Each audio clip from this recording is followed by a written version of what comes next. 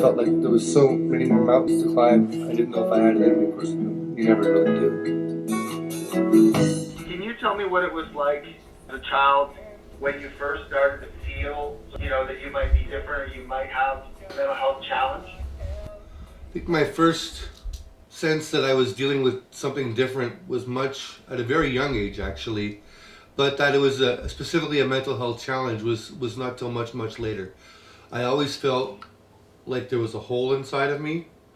Now I know that to a certain degree, a lot of that sensation of loneliness comes to a certain degree from being afflicted with the disease of addiction. But I also know that from the people that I've spoken to that suffer from mental illnesses, that it's a very similar feeling, that they always felt apart from as opposed to a part of. I never really remember feeling like mental illness or thought processes being different was something that was really different specifically about what I was suffering from until actually a doctor told me, this is what you suffer from. This is what we call this. And Yolande, maybe you could share with us some of your thoughts. Years ago, there was research that came out that was suggesting at the time that there was a link between parenting, specifically mothers, and that schizophrenia had a very behavioral learned component. How did that make you feel? We know that not to be true today. But maybe you can share with me some of your thoughts, what it was like. I was a mom, and I had 3 boys. And my job was to get them up and give them breakfast in the morning and get them to school and put clean clothes on them and do all of those things. So I didn't give a lot of thought to that, I always sort of, here's the problem, let's deal with the problem in front of us. I have a feeling, Yolande, that maybe what he's, you did all those things, but at the same time you had a very unruly child. And did people perhaps consider you, considered bad parenting perhaps, that you couldn't control your child? Yeah, but that's true. Yeah, I mean, people were always sort of pointing fingers at me. However, I had a pretty thick skin. I still do. And so, unlike my mother, I really wasn't terribly concerned about what they had to say because I knew who I was.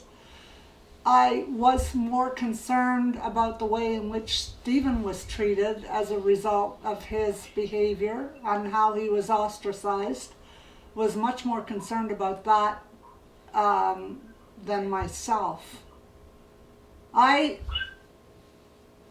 mean, Stephen's behavior was known to me to be different when he was 5 months old. I had 2 other children. So I understood that Stephen went places that the other boys didn't go in the middle of a play session. And I knew that he couldn't sleep and that he had gross motor problems and that he was hyperactive and he had a really short attention span and he never learned anything by osmosis. Every new situation, it was like the situation that we had just been through before. There was no perceived linking of the 2 as being part of the same kind of situation, right? Like he would go to somebody's house and bring home an airplane, and I would say, Stephen, that's called theft. You're taking somebody else's plane, so, you can't do that. When you go to somebody else's house, their toys remain at their house. So he would come home the next week, and he would have a car. And I'd say, Stephen, you cannot bring home a car. I told you that last week. He said, no, we talked about a plane, not a car.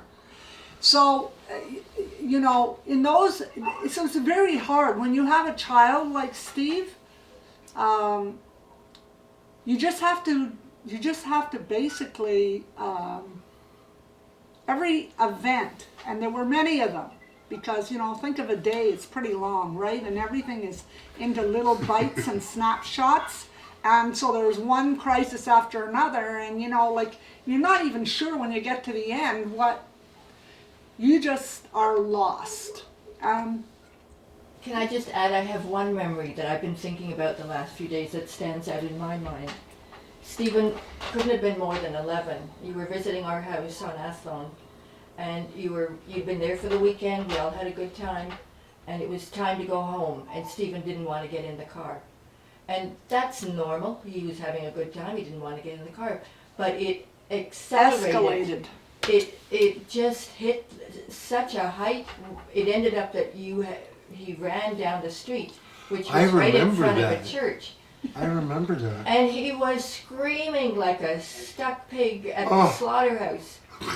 He was just screaming, and he fought to get in that car, and people were sticking their heads out the window. I remember that. And it was just unbelievable. I was sort of like dealing with all of this behavior, like one thing after another, looking for answers. I went to doctors, I got them on nutritional therapy, multivitamin therapy, you know, mega vitamins. I mean, it was constantly looking for a key to unlock what was going on in his mind. And it's weird that I never, ever, ever, ever, ever once thought of schizophrenia. And one night, when he was about 10 or 11, and he couldn't sleep at night, I said, Stephen, you're still not sleeping? And he said, no. And I said, come out here. Sleeping.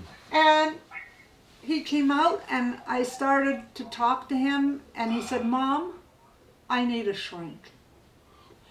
And so, of course, I got him a shrink, and she changed our life. So what is really interesting, she helped Stephen to think. She gave him preparation, she gave him exit strategies, she helped him to sort of stop and think instead of just, you know, deciding, okay, there's a baseball game going on in the gymnasium at school, this empty gymnasium, while he's on his way back from a bathroom break.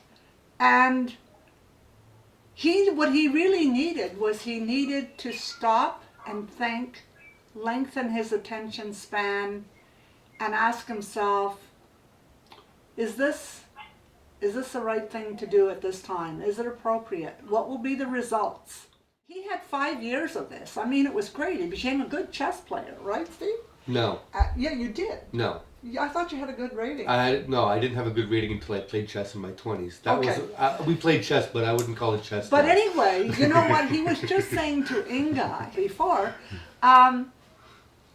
well, I didn't really start to think that my behavior was inappropriate when this happened, this, you know, very significant event in his life when he decided, wow, I've got to change something. So even though we had all those years of playing chess and learning strategies, he would lose them. And that's basically what I was trying to say, is that when he was a little kid, you could teach him one thing, but he didn't link one thing with the same thing, another thing that was really the same thing. Steve's life changed for me when he got clean. And that was my question. Steve, have you ever self-medicated with drugs and alcohol? And maybe can you talk to us about that experience and sort of walk us through that? The power of my addiction versus the power of my schizophrenia, I would say they were both equally and jointly, attempting to destroy me. I think of my diseases as entities within me that try to destroy me now. And I think the reason I look at them that way is because they're a part of me, but they're not interested in my life and in my livelihood and in my well-being. And I think of that because of the disease concept that was taught to me at rehab. and it was taught to me and to all the other people in rehab for the same reason, that because unless they view this force that lives within them as something that they can't beat on their own, but that there's a way to do it, there's a process by which they can recover, then there's really no hope for recovery. Because unless they view these, because let's face it, if you have cancer, does anybody for a second not recognize the power that cancer has over the human body? Nobody. Nobody for a second has any illusions about what cancer might do to them, right? Right. Same thing with mental illness. Only if you have any illusions about what mental illness can do to you, if you have any belief that mental illness cannot destroy you, guess what's going to happen? It's probably going to destroy you. So it's important to understand, it was important for the people in rehab to give us a clear idea of what it was we were up against. And that's, how the disease concept, I guess, came into being, right? In terms of those particular illnesses, addiction and or mental illness. And especially for people that suffer from the combination of both. And from what I understand, more often than not, people that suffer from schizophrenia, I don't know what the percentages are, maybe you know more than me, but I bet you it's got to be at least 50% of those people that have a secondary addiction as well, aside from schizophrenia. In fact, I'll tell you, in my experience living in group homes and living and working in occupational therapy programs, it's probably a coin flip as to whether or not they were suffering from addiction as well, on top of their other illnesses.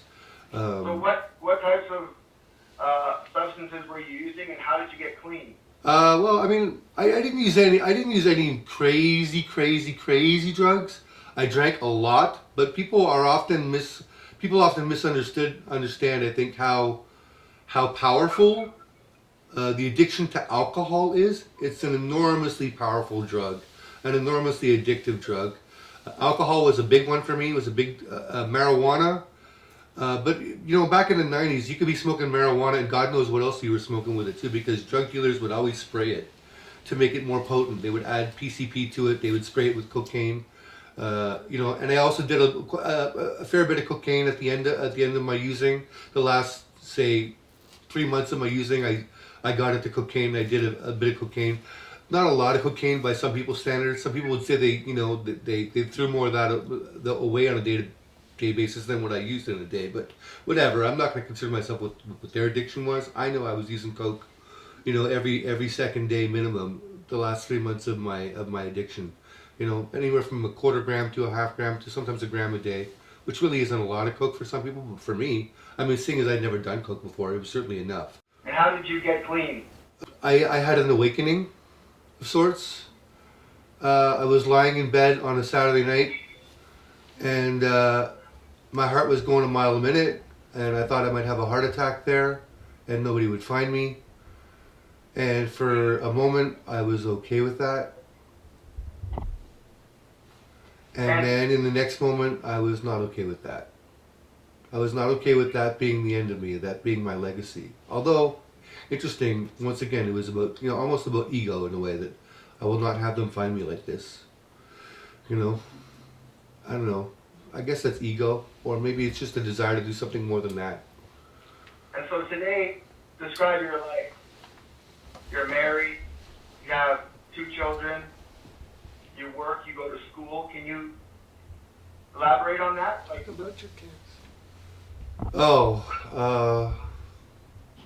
I have a lot of gifts today. I have a beautiful, rambunctious, vibrant, passionate, empathic 8-year-old boy. I have an enormously creative, artistic, bright-eyed, loving daddy's little girl, 6-year-old daddy's little girl. I'm a very lucky man. You're married? I am married. I have a lovely, caring, hardworking wife who herself has some really tough physical disabilities and she fights through every day to get through her life and to be a parent, and we have a lot. We struggle a lot, but we have a lot. I wonder if you could tell me a little bit about what psychosis was like for you, and share that. Psychosis was in it. Psychosis was, psychosis. The term psychosis, I guess, covers a lot of symptoms. What was it like? On the other side, it was kind of horrifying. But while you're in it, you don't know that you're when you're in the middle of a psychosis, you definitely don't know that you're in the middle of a psychosis. It's just what you're going through. It's your day-to-day life. The symptoms are just sort of a part of your routine. Whereas on the other side, years later, I look back at some of those symptoms. I'm like, oh my God, as if I was going through that, as if the people that loved and cared for me had to experience that alongside of me. It's kind of horrifying. Audio and visual hallucinations. Yeah. What was that like? Sometimes I would have conversations with people in my life. I'd go off and into like a dreamlike state, I guess would be best described as. I don't know what it would look like from the outside in. I only know how I experienced it. The thing is, those conversations, those events that occur within a hallucination, to the individual, they are real. They are as much part of your daily history as anything else that occurred that day. You went for a pizza, you went and got a slice of pizza, and then later you were talking to a couple of friends in hallucination. That part of your day was as real as going for the slice of pizza. There was no differentiation between what was real and not, because they were both equally real. And they were a part of your memory. The period leading up to the active phase, where you actually you experience these psychotic events, we call it the prodromal phase. This is sort of this leading into phase where there's some deterioration, and you start to notice things slipping a little bit. Can you describe what that was like? That early phase before actually getting into sort of full-blown psychosis? Did you notice things starting to come apart, unravel? I don't think I ever remember there being for me, I think it was seamless. I think the thing that was not seamless for me, where I came apart as a person, was when it got worse near the end. When I finally started to get help. When somebody was actually able to make it apparent to me that this was not real, or that at the very least what I was engaged in was not healthy, certainly not for me, and was certainly different, and certainly not something as simple as a distraction to the people around me. Something much more than a distraction. Would you have these experiences, like talking with people, and would this be like once a week, or a couple times a month, or every day? Constant. A couple times a day. And from what age? Several times a day. Like 18, 19, or? I think from around 16, 17, right through till I was 20.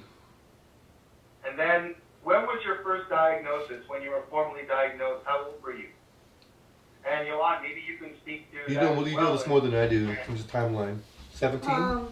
No, Stephen was actually in his 16th year, but he hadn't turned. It was in the fall, in October. It was a bright, sunny day. Yeah. And I was called to meet with the psychologist. And I did not know that anything important was going to happen on that day. Because I often talked with her. She would see Steve twice a week. And I went in and I sat down, and she said, I have some news for you. And she told me. And I, honestly, I just disintegrated. I felt like I was broken glass. And I don't even understand why I could have spent all those years not even thinking about that. I never heard the words ADD or ADHD. I heard that he was hyperactive and that he had a short attention span. And I came from a family with mental illness. And I had heard the word schizophrenia before, but it never even crossed my mind to associate it with what Stephen was going through. So I guess that says a lot about the kind of person that I was. No. And that he was just my boy, and he was smart, and he was funny, and he was compassionate. And he taught me so much, and I just wanted him to reach his potential and to be happy and to live a good life. And so when that happened, for me, it was like, I went away from there. I couldn't even talk to her. I just got up and walked out of the room. I didn't ask any questions. I just walked out of the room, and I found a seat somewhere there in the hospital, I don't know where, because I couldn't hardly walk. And because as soon as I heard that word, I knew that it was over, and that it was incurable, and that he wasn't going to get better, and he wasn't going to be released from all the problems that he had. And so it took me a while to realize that all of that was just a reaction, and that Stephen was fine. He was my son. He would always be my son. He wasn't dead. He was alive. And look at him. Look at him. How many people do you know who can have the kind of drug addiction that he had, and he hasn't even had a relapse in the last 19 and a half years? Yeah. I don't know how that happened. And he navigates his own way through life very successfully, and is able to accomplish all the things that he wants to do. So it's great, right? And he's a musician. And he writes wonderful songs, and he used to write wonderful songs. And in his songs, Mark, there's one song that he wrote that really says it all about the dance that he lived, and the night, and all the closed doors, and the darkness that he had to live through, and how it takes superhuman effort to be able to do the things that Stephen does today. If there's one really thing that comes to mind with your mother, is love and compassion and commitment. I was looking for a high five there, but okay, you're going to get each other. Fist bump. There's so many people out there, little boys and little girls, adults, men and women with schizophrenia and with mental illness, I know. or mental health challenges. What would you say to them to try and give them hope? Because you're such an inspiration, and you're so courageous and dedicated to. There's a friend of mine. There's a friend of mine named George Nostrand, and he lives in Vermont. And I met him on a plane, and he is a mental health advocate, and he suffered from mental illness as well. He had me go up to Vermont and speak at a mental health institution, and he had me go speak, and he said, "What would you tell them?" And I thought, what would I tell them? And here's what I'm going to say. Here's what you do. Find that place who you are. Find that thing. Whatever it was that you were growing up that made you tick, the thing that spoke to you more than any other thing in your life, all those things that you love to do, when you're suffering from mental health issues, the biggest thing that you suffer from is you don't have self-esteem, you don't have drive, you don't have that thing to hold on to that gets you through the days. That thing that you love, because more often than not, your disease just dominates your ability to do anything, right? So, whatever it is that you love to do, if you're suffering from mental illness, if you're suffering from drug addiction, find those things that as a child you simply loved. For me, in your dining room, you had records, you had Magical Mystery Tour, and you had Sgt. Pepper's Lonely Hearts Club Band, and you had Strawberry Fields Forever, and I used to listen to those records, and when I was done the record, I would put the next one on and drop the needle and listen to the whole side, and then I would put the next one on and drop the needle and listen to the whole side, and when I was done, I'd go back to the first one, okay? And I loved music, so for me, it was about music, and I did not really discover how much music was supposed to be such an important part of my life until I got sober.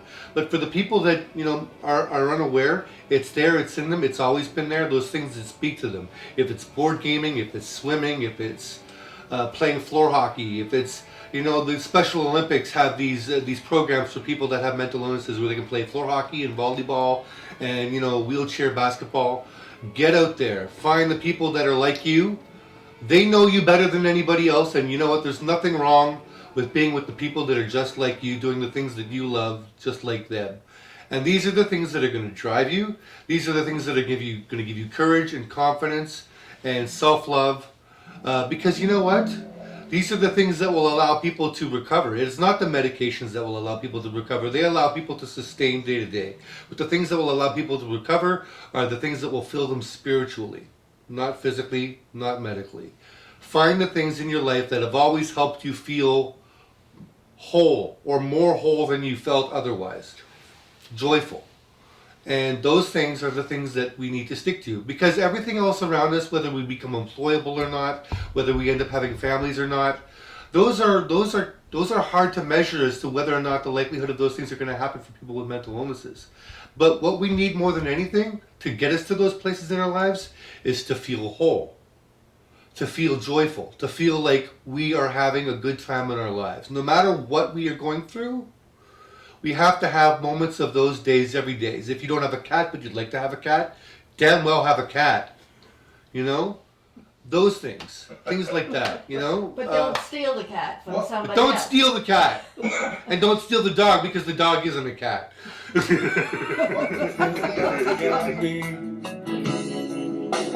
nothing left to lose. There's nothing left to prove.